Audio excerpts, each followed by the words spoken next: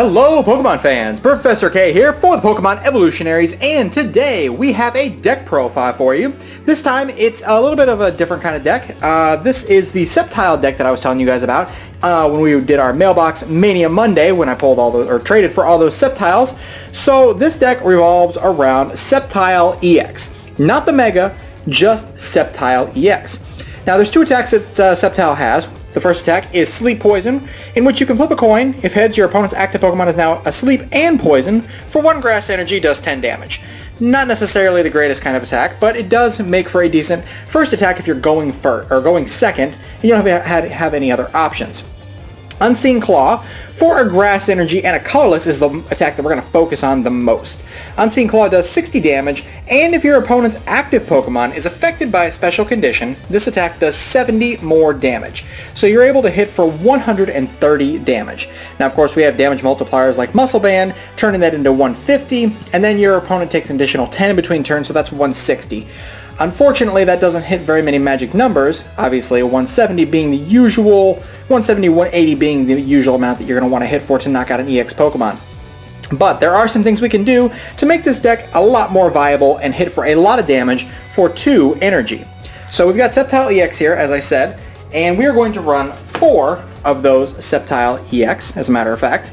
Very strong Pokemon, a very strong attacker. Not necessarily the strongest wall, being 170 HP. A lot of things can hit for 170. Would much rather this be 180, but there's really nothing you can do about that. But we do with it what we can.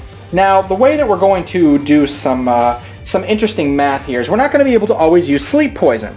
So what are we going to do to get our opponent's Pokemon affected by a special condition? Hypnotoxic Laser is no longer a thing except for an expanded format. So in standard format, we are going to rely on some Pokemon in order to do the job. We've got 2 Spinarak here, 50 HP, of course this is from Ancient Origins.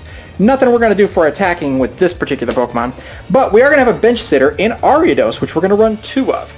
The reason for running Ariados is that ability right there. Poisonous Nest. Once during your turn before you attack, you may use this ability.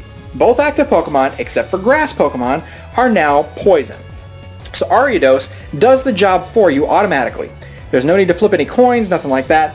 Automatically poisoned, so that turns Unseen Claw into 130 damage as soon as you have Ariados on the bench and you're able to use it to start using Poisonous Nest and getting your opponent's active Pokemon poisoned. Obviously not for grass. Vespiquen is a problem, but this deck actually works around Vespiquen. I had a Vespiquen player scoop to me due to the next addition here. And that is going to be 4 copies of Zubat. Obviously Zubat's not what we're going to want to see, but Zubat is definitely key. I wish we still had Plasma Storm Zubat with free floating ability, but we do have 1 retreat cost, so if you do get stuck in the active, sometimes it's a little tough to get out of it, and sometimes you have to sacrifice a bat, but there's not much you can really do about that. What we're really going to use it for is for the next 2 cards. We got 4 copies of Golbat with the Sneaky Bite ability. We'll play this Pokemon from your hand to evolve one of your Pokemon. You may put 2 damage counters on one of your opponent's active Pokemon. So the reason why this is good is pretty obvious. We're hitting for 160 total damage with a Muscle Band, and obviously if there's a special condition affected. We're hitting for 150, 10 in between turns, so 20 more equals 180. That's going to do the job for us. That's what's going to knock out a lot of the big EX Pokemon. It's not necessarily going to knock out a Mega, but it will do the job to knock out a regular EX Pokemon in 1 turn if we're able to place down a Golbat, use Sceptile's Unseen Claw, Ariados' ability to activate the extra damage, and a Muscle Band. So Golbat will help you a lot in that kind of a matchup. We run 4 of those. We also run 2 copies of Crobat because Surprise Bite will do an additional 30 damage when you evolve into it. So now you're turning 180 into 210 and one-shotting things like Mega Manectric, which is obviously very popular right now. It's weak to Electric, so you're going to need to do the damage before it does it to you, but Crobat will help make that math a little bit better, turning 180 into 210. It happened to me in a league challenge. I was actually playing Mega Manectric, and this deck turned around and one-shot my Mega Manectric and left me with nothing on the board that I could do anything with in time to save the game. So 2 copies of Crobat are in this deck. Final Pokemon is usually what you see in a lot of decks, and that's Shaman EX. You just can't get around it. I know a lot of people are saying, what can I do to make decks work without Shaman EX? Unfortunately, if you want to be competitive, you gotta bite the bullet. These things are expensive, and they're expensive for a reason. That setup ability is just nothing else. There's nothing else you can do in the game that's better than setup for Pokemon draw engines. I mean, obviously, the supporters are not as good in Standard as they are in Expanded, so Shaman does the work for you. You can use Slurpuff, but really, you're just not getting the same effect, and you're slowing your own deck down. So, unfortunately, Shaman EX is really the only way to go if you're going to want to play competitive Pokemon in Standard format these days. So that's it for our Pokemon lineup. Lots and lots of Pokemon, but we need them to get the damage multipliers necessary. It is very important to get Sceptile EX out as fast as possible and set it up as fast as possible and set up another one, just because once the first Sceptile gets knocked out, it can be a little bit difficult to come back in a game. But as you can see, this is a very heavy hitting deck once it gets going. So our supporters, we're going to run here are 4 copies of Professor Sycamore. It's really the only viable draw supporter in the game right now, being able to discard your hand and draw 7 cards. It's the biggest capable draw supporter without a coin flip, which would be Birch, which I'm also finding is just not nearly as good. I mean, I'm hitting tails a lot more than heads, so if you're really good at flipping heads, then Birch is the option for you, but however, I don't seem to have that kind of luck. So I run Sycamore and other kinds of draw supporters, as you'll see here in momentarily. We also have 2 copies of Lysander because we're obviously going to want to use the advantage of this heavy hitting deck to do lots and lots of damage to the biggest Pokemon we can. Taking 2 prizes is always better than 1, so 2 Lysander does the job there. We do have a lot of bats, and once they're on the bench, they're just sitting there. So the best thing to do is to AZ them up off the bench back into your hand and be able to play them down again to deal more damage. Bats are very good for breaking things like Focus Sash. They're obviously instrumental in getting the key knockouts on big EX Pokemon, so being able to pick them up and put them back down again is definitely a very, very important thing to do in this deck. So at least 2 copies of AZ are necessary in order to do that. And our final supporter here is 1 copy of Shauna, just because I flip tails so much on Birch. You could throw a Birch in here if you wanted to, but I choose to run Shauna over that for the sure 5, just in case. Not to mention, this deck actually can deck out at times with the amount of draw support coming from Sycamore, if you run a lot of Sycamore and you play a lot of Sycamore, and also if you're using Ultra Ball a lot to throw cards away. There's 4 copies of Ultra Ball in this deck, so you can be able to hit Shaman's possibility of drawing a larger hand size. You obviously want to bring your hand size down as much as possible. So 4 copies of Ultra Ball to get what you need.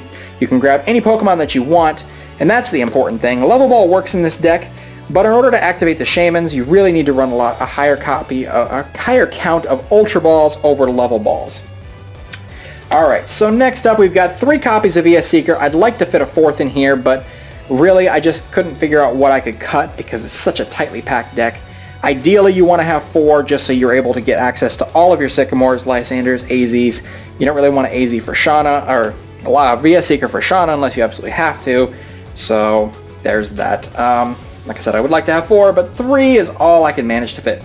Same thing goes for Muscle Band. 3 copies of Muscle Band, being able to deal that extra 20 damage that Sceptile needs in order to hit for that magic number, which is obviously going to be 160, and then 20 more from Bats is 180.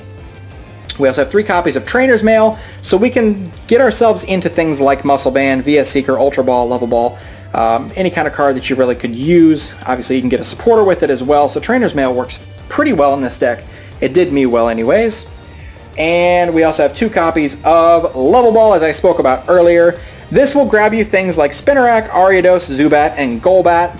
Obviously to get Crobat, Sceptile, and Shaman, you're going to have to use Ultra Ball, but it will grab you these 4 Pokemon right here. So 2 copies of Level Ball. I had 3 and 3 Ultra Ball, but I decided to cut it back and make it 2 Level Ball instead. Another card I wish I had more room for is Enhanced Hammer, because against Giratina or Night March or Vespiquen, Enhanced Hammer does a lot of work and it really can save you a game. This deck doesn't really have too much of a trouble with Giratina, especially if you're able to set up fast enough, but this definitely helps a lot. I was able to beat Giratina and Vespiquen, not entirely due to that card, but it certainly helped quite a bit. We also have 1 copy of Sacred Ash, because sometimes you have to throw away cards that you don't necessarily want to. Specifically Pokemon, like your Spinarak, Ariados, Zubat, Golbat, anything like that. You can get them all back. If you have 5 in your discard pile, you must put 5 back into your deck. So 1 copy of Sacred Ash. Another thing is this deck doesn't run a lot of energy, so sometimes you got to throw out the energy, you get knocked out, whatever the case may be. We have one copy of Energy Recycler. Now I know what you're thinking. Energy Retrieval is usually going to be the better play, but I threw this in there kind of jokingly at first, and then it turned out to be a life-saving card. Using Energy Recycler saved me in so many matches that I had to discard a lot of energy that I didn't necessarily want to and put them back into the deck. Plus it kept me from decking out, so I decided to keep it in there. One copy of Energy Recycler turned out to be pretty good after all. We also have one copy of Switch to get out of the active position, and also one copy of Escape Rope to do the same thing and force our opponent to switch their Pokemon as well. 2 switching cards is always good. Everything in the deck pretty much has a 1 retreat cost or no retreat cost at all, but sometimes you don't want to give up that energy, especially in this deck where we only run a small amount of energy. Alright, we got 3 stadiums. Stadium choices were a little bit interesting. I decided to run 2 copies of Skyfield, that way we're able to put a lot of bats on the bench. We're also able to put out our Spinarak, Ariados, maybe 2 Sceptiles, and leave room for some Shamans.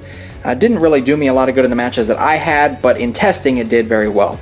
Also 1 copy of Silent Lab, because once you've played down your Shamans, everything else is no longer dependent on abilities that are basics, so Silent Lab can shut down your opponent as well. So that's the stadium lineup that I chose for this particular deck. The energy, we have 1, 2, 3, 4, 5, 6, 7, 8 copies of Grass Energy. There's no special energy, there's no double colorless, there's nothing special about it at all. 8 basic energy, which is Grass. I've considered running Herbal Energy just to heal off 30 damage sometimes, but it really doesn't seem to be that much of a difference maker, so I decided to stick with the basics in the end. Anyways guys, this is the deck. It's a heavy hitting deck. It's definitely got a lot of potential. I've seen it do well in a couple of tournaments, and it definitely ran well for me. I just hit a couple of bad matchups and a couple of dead draws. I would consider possibly trying to get a 3rd Shaman in the deck. Not necessarily because you would use all 3, but because I had one prized a couple of times, and only having 1 Shaman definitely did slow me down a bit. Even though a lot of people say, oh, I don't want to run 3 Shaman. Well, you're not putting 3 Shaman down. That's the thing you got to realize in competitive TCG. Even though you have 3 in your deck doesn't mean you have to put all 3 of them down. Sometimes you just need to get 2.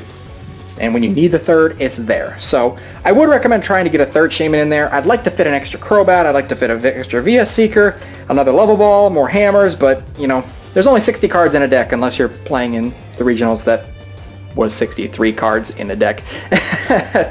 But yeah, anyways guys, this is definitely a good deck, and it does well. It did well for me, and hopefully it does well for you as well. Feel free to take the deck and do what you want with it. Change it up. Make it work for you. This is just a basic idea. This is my build, and you can build off of it however you want to. So hopefully you guys enjoyed the video. If you did, be sure to like, comment, and subscribe for more TCG content. This is a consistent series where I'm trying to get competitive decks out there every Wednesday. So stay tuned for that, and of course our usual series as well.